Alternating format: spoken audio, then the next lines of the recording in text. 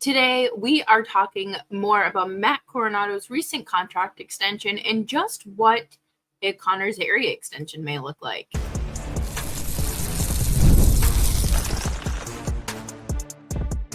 You're Locked On Flames, your daily podcast on the Calgary Flames. Part of the Locked On Podcast Network, your team every day.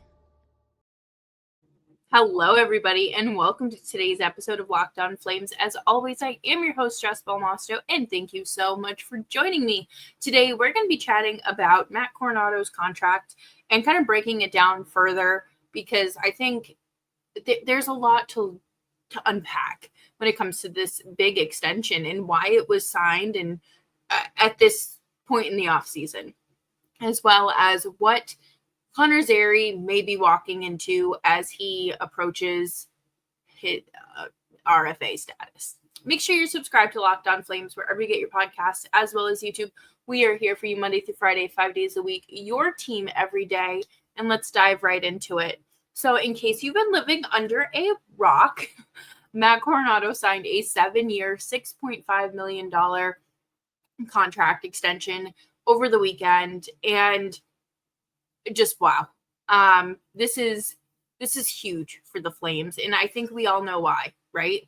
Obviously, Coronato is a fantastic scorer. He has been a great addition to the forward group that has desperately needed scoring, and I think that his presence there really helped get the Flames to where they were this season. And again, to talk about the elephant in the room, it's a New York, USA native, looking to sign long-term, he did sign long-term in Calgary, just immediately putting one of my biggest concerns about his future as a Flame to rest. And I know it's kind of just something that we tiptoe around because of how the Gaudreau and Tkachuk free agency and RFA status went. Like, it's not something that you can just pretend doesn't exist. Like,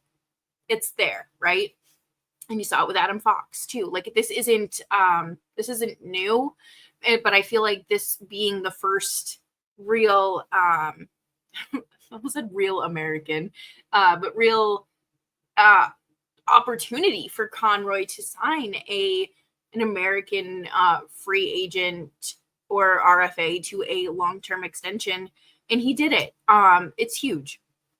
And I think what's even more exciting about this is that these discussions started back in March when the Flames were on their East Coast road trip through New York.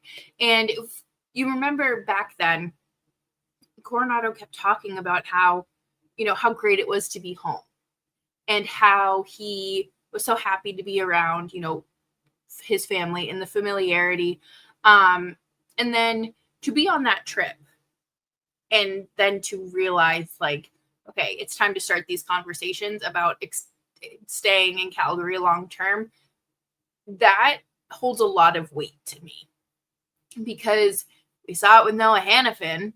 He went home for Thanksgiving and suddenly it's like, oh, maybe I want to not be in a whole nother country. So, I mean, everyone has different strokes for different folks, but I think that just is a really great sign from Matt Coronato, and it's great that the deal got done as early as it did. One thing that was reported was that a bridge deal wasn't really on the table for either side. Coronato and his agent knew it needed to be a long-term deal, and so did Craig Conroy. And that is something that is, again, so reassuring, and it's comforting, I guess, in a way, as a fan, to know that this player didn't just walk into these negotiations saying, I just, 3 years, 4 years, and then we can revisit this. Nope. 7 years through, he's going to be 29 when that contract expires. it's great. And considering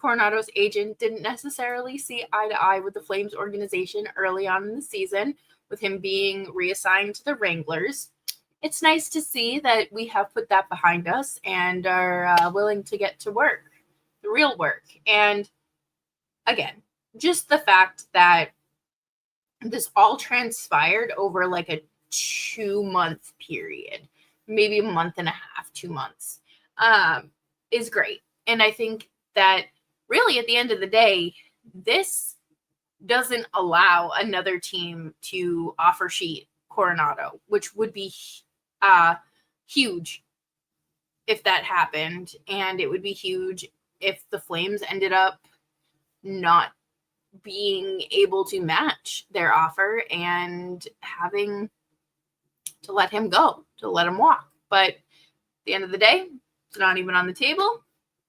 Do you have to worry about it for some other players? Maybe. But it's good to have Coronato's contract done, out of the way, early enough in the offseason to where, it was still the first round when this was signed. So it's great to see things just kind of being buttoned up and moving forward. This is a great deal. I think Conroy did a fantastic job. Again, 7 years, $6.5 million. This is going to be a contract that we look at very similarly to Mackenzie Weegar and say this is a steal, especially in a rising cap era. So I'm really looking forward to other moves that the Flames do to assist in their rebuild and to kind of take those forward steps into becoming a contender and a contending organization. Coming up next, we're going to talk about Matt Coronato's ceiling and a little bit of breakdown of his stats as well as comparables here on Locked On Flames.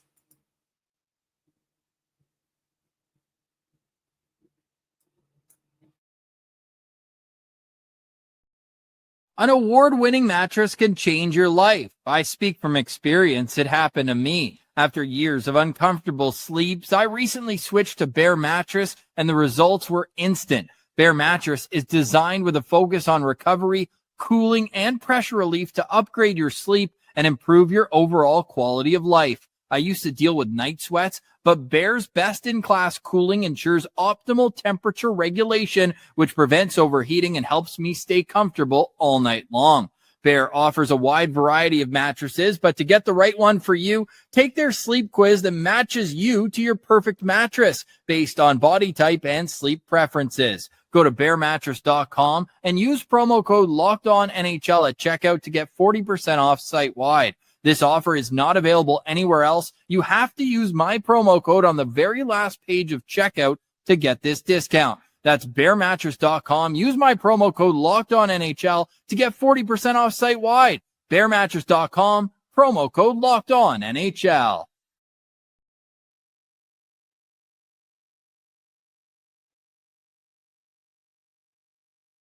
Thank you, everyone, for hanging out with me today on Locked On Flames and making Locked On Flames part of your day.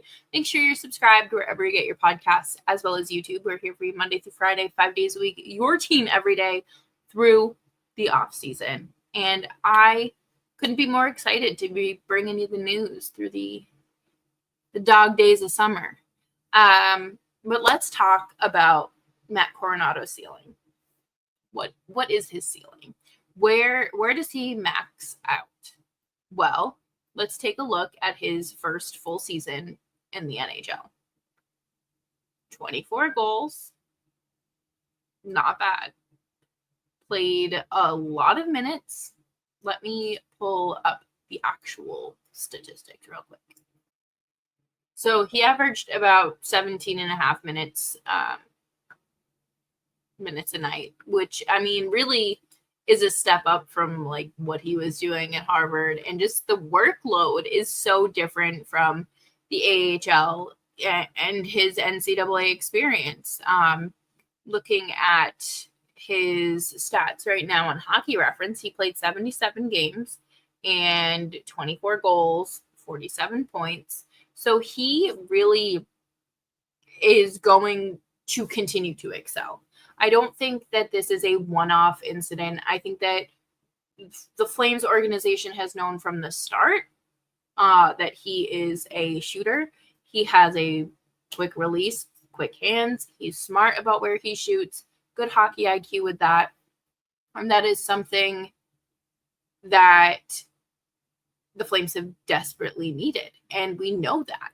We know that they've been looking for that since, the departures of certain players.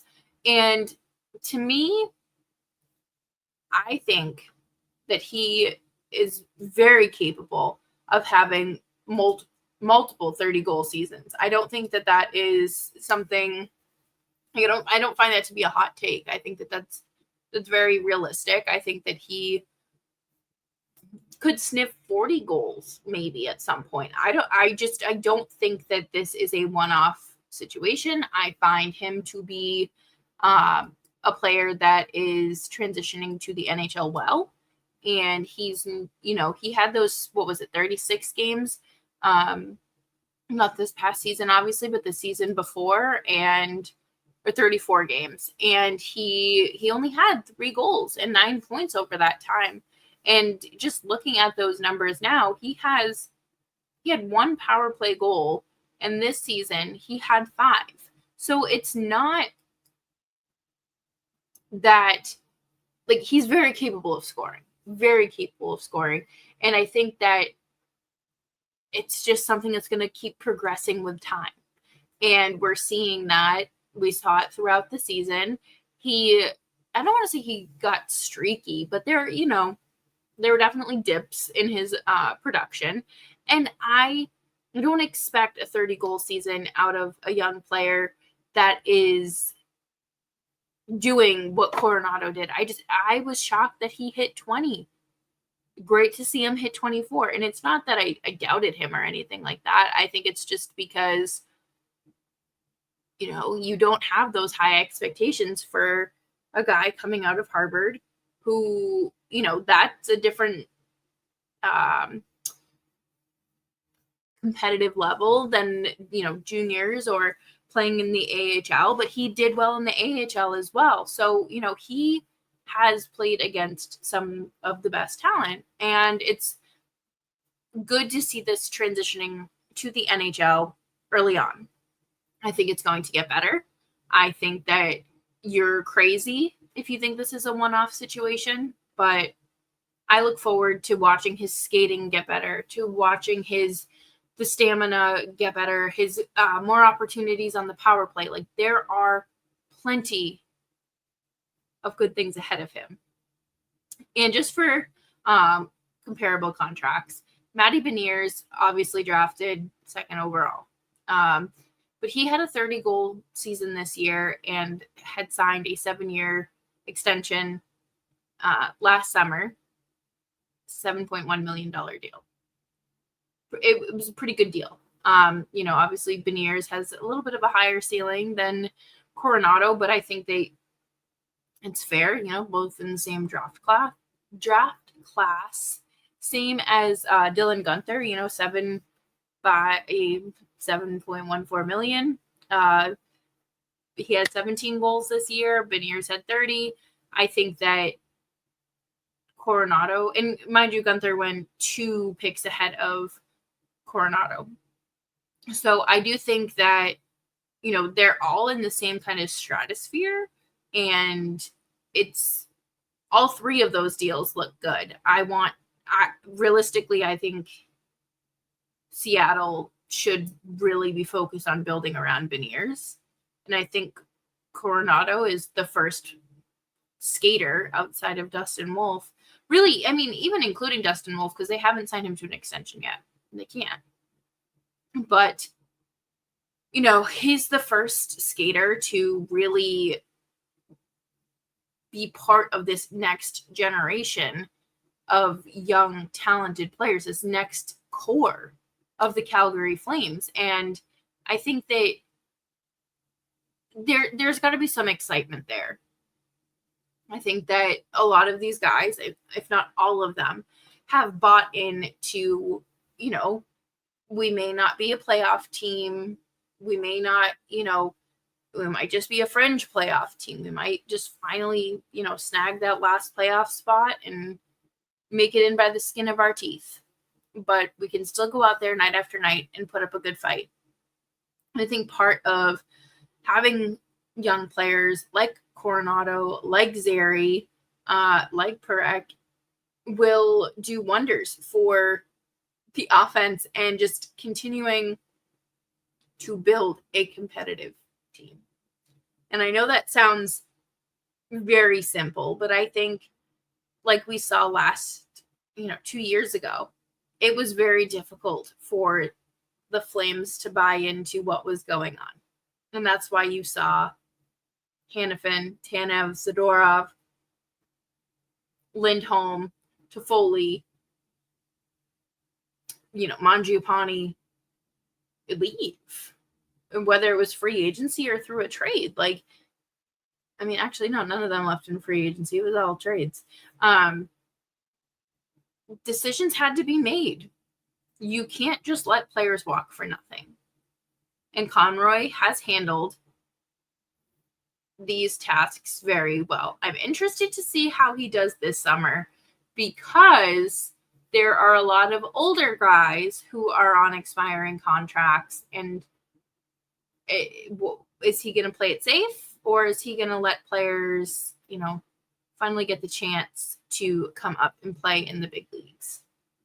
But coming up next, we will wrap up the show with some conversation regarding the fellow restricted free agent group, including Morgan Frost, Connor Zary, Kevin Ball, next on Locked On Flames.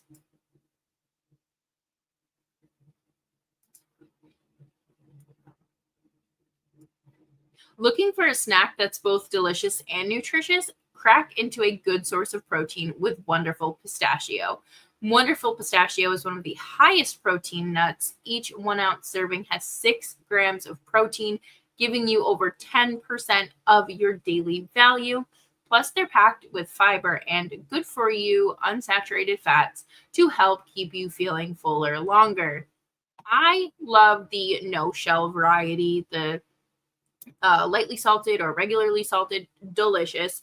I actually need to re-up and get more of those for my desk at work so I can have a quick snack on the go and keep me pushing through the rest of the day. Get snacking and get cracking with the snack that packs a protein punch. Visit wonderfulpistachios.com to learn more.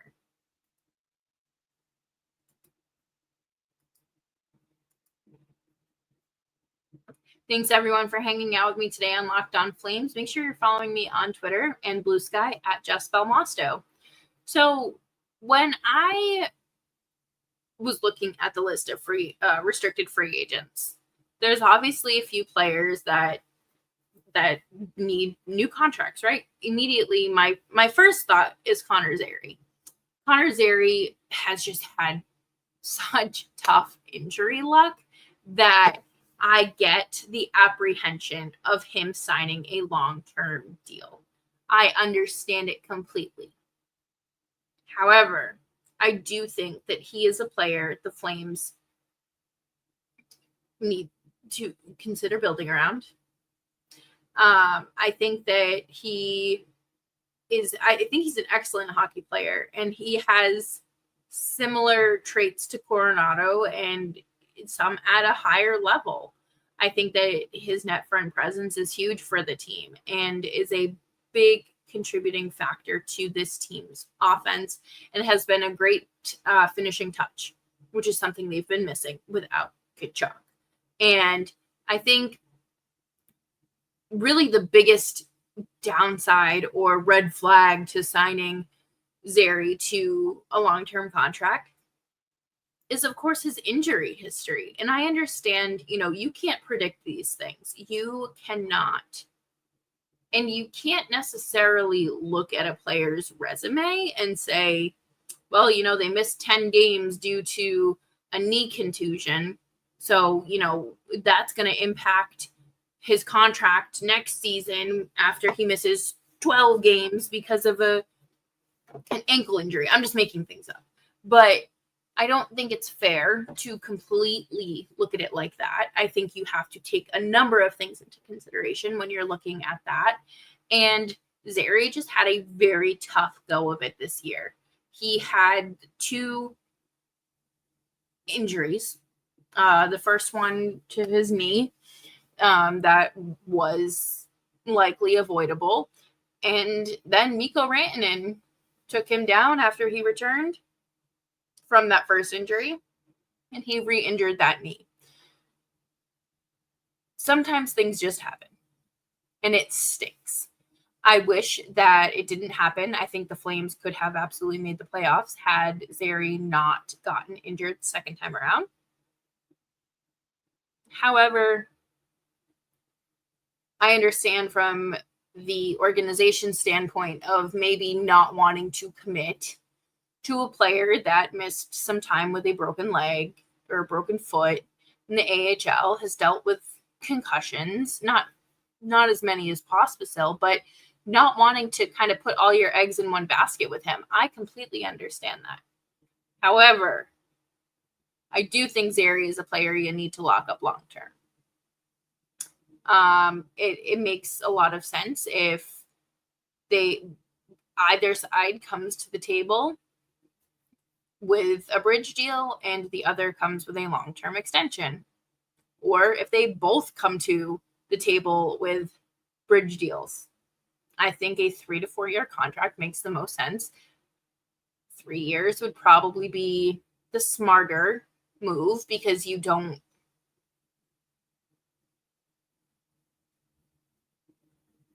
want to rush anything and, again, continue to put all your eggs in one basket. But I do think that Zary is a player you are going to want to build around. It's unfortunate that his injuries do kind of blur those lines, and I don't like it. I have seen people suggest 4 or 5 year deal for a player like Kevin Ball, and I think that's fair. Kevin Ball has absolutely grown on me since being traded. I do feel like he still has some room to grow, but I do consider his progress from October to April very, very good. It's not he didn't necessarily plateau or decline. He got better as the season went on, and I think that that's great. Do I think he's a top pairing defenseman? No. Do I think that he could play, the bottom or third pairing minutes? Yeah, absolutely. But I also think that he's kind of too good to be on the third pair. And the Flames' defensive depth is kind of in flux right now. So I think that 4 to 5 years would be a good deal for him. Same with Morgan Frost. I think that makes a lot of sense, honestly. And I hope that we continue to see. I just know that the Flames have to be cautious about handing out long-term contracts because, again, you are looking at the long-term picture. Like, you're looking at the bigger picture. This isn't just okay, get it done because we need to get it done. It's not 11:58. Your paper isn't due at 11:59.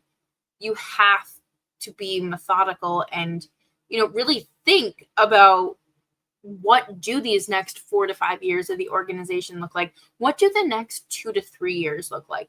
What does it look like when your organization moves to a new building and a new facility?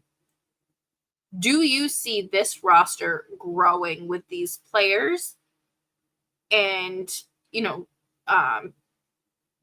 integrating younger players or players from outside the organization? Like, what is your goal? Because we all know that the plan is to be a contending team. So let's get there. But who do I think the next RFA to sign will be? I think we likely see Morgan Frost. I think Frost gets done. I'm sure that this has been something that has been talked about since the trade happened, and I'm sure that that is on the horizon.